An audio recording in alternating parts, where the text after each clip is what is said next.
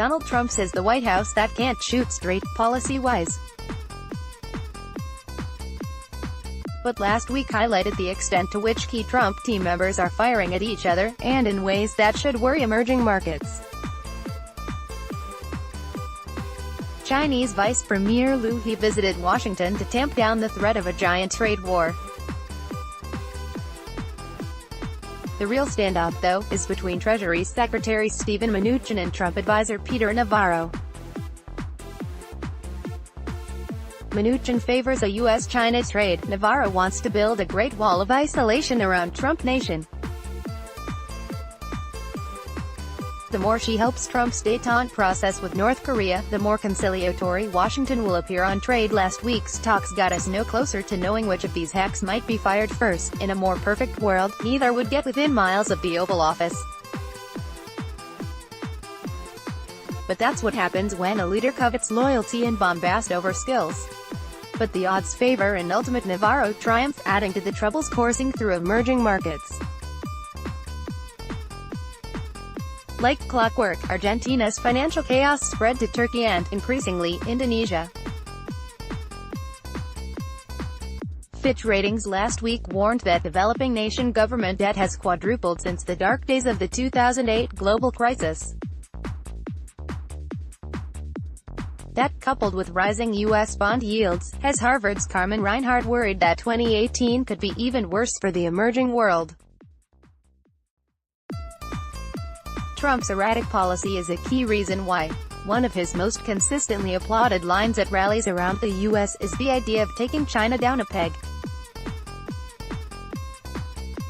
At the moment, Trump is playing nice with Xi Jinping, not because he suddenly became a free trade champion. No, Trump's eye is still on the prize, the Nobel Prize.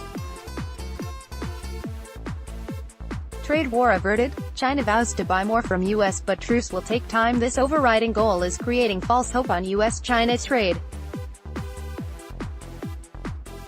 Every concession Trump makes, like getting ZT's access to U.S. markets, is partly about that Oslo medal ceremony.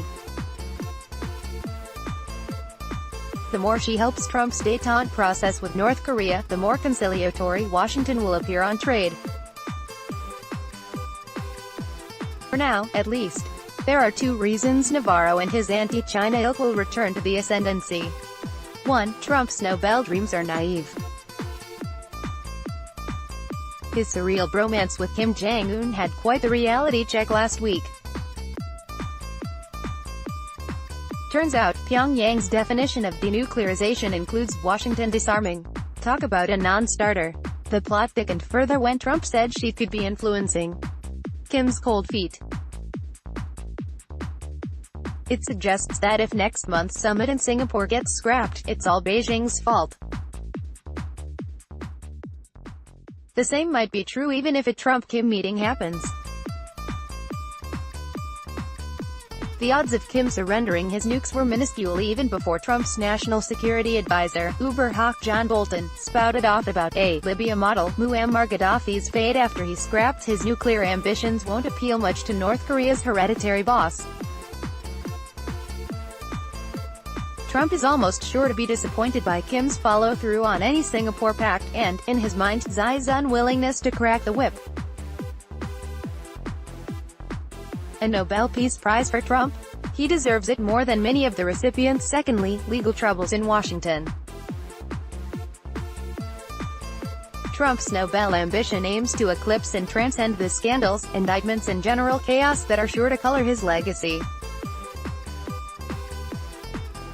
As the investigatory news tightens and his legislative prospects dim, Trump is likely to resort to his greatest hits. China is raping American workers, killing jobs, and it's time to rumble.